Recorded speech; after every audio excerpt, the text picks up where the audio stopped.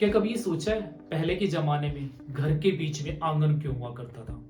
आंगन घर की शोभा बढ़ाने के साथ साथ आंगन रखने के मुख्य कारण साइंटिफिक, साइकोलॉजिकल, सामाजिक कारण भी हुआ करते थे।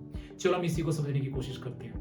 हम ये कह सकते हैं कि आज हम सस्टेनेबल डेवलपमेंट की बात करते हैं, लेकिन पहले ही हमारा सस्टेनेबल आर्किटेक्चर था, मतलब हमारा नेचुरल इंजीनियरिंग सिस्टम था। मीन्स हम ये कह सकते हैं कि हमारे पहले के ज़माने में हमारे बुजुर्ग या हमारे जो एंसेस्टर थे वो इतने इंटेलिजेंट थे और इस तरह के साइंटिफिक रीजन माप के, पढ़ के या मान के घर के बीच में एक आंगन खोल बनाया करते थे।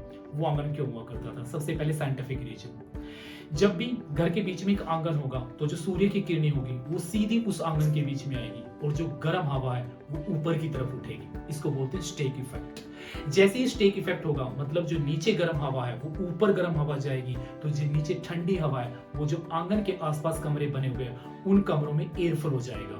मीन्स हम कह सकते हैं क्रॉस वेंटिलेशन, और वो एयर फ्लो होगा जो वो ठंडी हवा का होगा और इस रीजन से वो कमरे ठंडे हुआ करते थे।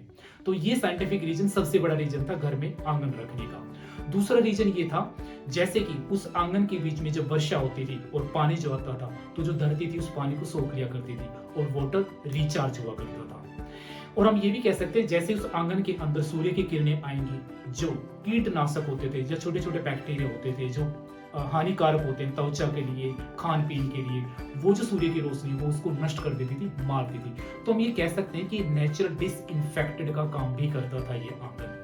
और जैसे अब सूर्य की किरणें आएंगी और आसपास के कमरों में अगर वो सूर्य की किरणें जाएगी तो एक वेंटिलेशन का काम के साथ साथ जो घर की जो नेचुरल स्मेल होती है, जिसको हम बैड ऑडर बोल सकते हैं, बदबू बोल सकते हैं, वो अपने आप बाहर निकल जाती है।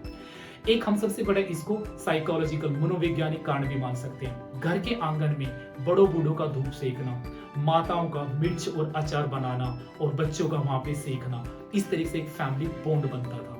इस फैमिली बॉन्ड के साथ साथ पता है, जो आपस में रिश्तेदार या फिर आस पड़ोस थे ना, उनका भी बॉन्ड बनता था, क्योंकि उस घर के आंगन में जब शादियां होती थी तो इकट्ठे होता था, गीत, लोकल नृत्य, गाना बजाना, और शाम तक घंटों तक बैठ के चलती थी।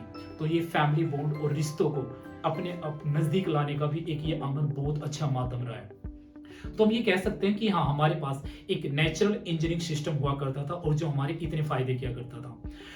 क्या आज ये नेचुरल इंजीनियरिंग सिस्टम नष्ट हो गया? हाँ, क्योंकि आज ये जो हम स्टेक इफेक्ट की जो हमने बात की थी, जो हमने क्रॉस वेंटिलेशन की बात की थी, वो एसी ने ले ली है। मींस आर्टिफिशियल एयर हमारे पास है।